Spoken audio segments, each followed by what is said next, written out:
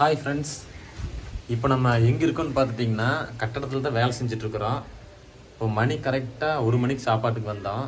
மணி 2:30 ஆகி போச்சு.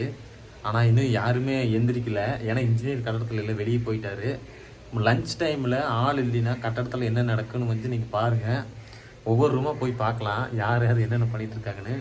சாப்பாடு டைம் முடிஞ்சு வேலை செய்யறதுக்கு ஆரம்பிச்சிட்டோம். ஆனால் யாருமே இன்னும் வேலைக்கு எந்திரிக்கல. இப்போ போய் நம்ம எல்லாம் என்ன பண்ணிகிட்டு இருக்காங்க அப்படிங்கிறது அலங்காமல் போய் பார்க்கலாம் வாங்க.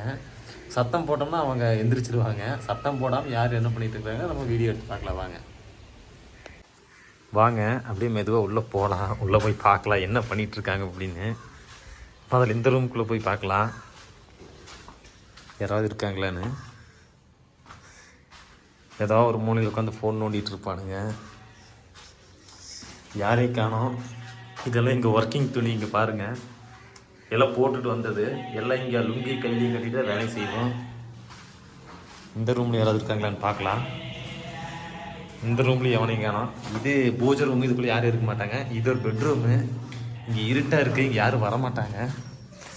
வாங்க அப்போ இங்கே இல்லைன்னா அடுத்து எங்கே இருப்பாங்கன்னா மொட்டை மாடியில் தான் இருப்பாங்க. மொட்டை மாடியில் போய் பார்க்கலாம் என்ன பண்ணிகிட்டு இருக்கிறாங்கன்னு. வாங்க, சத்தம் போட்டால் தெரிஞ்சிடும், அதனால் சத்தம் போடாமல் மேலே போகலாம். ஏன் பண்ணிட்டாரு? 1 மணிக்கு வந்தது 2 மணி ஆச்சு. சாப்பாடுக்கு வேலை செய்ய உட்காந்துருக்குறீங்களா? உங்களையெல்லாம் வீடியோ எடுத்து இன்ஜினியருக்கு அனுப்பி விட்றாரு. பாருங்க, இவர் வெத்தலை போட்டுக்கிறாரு.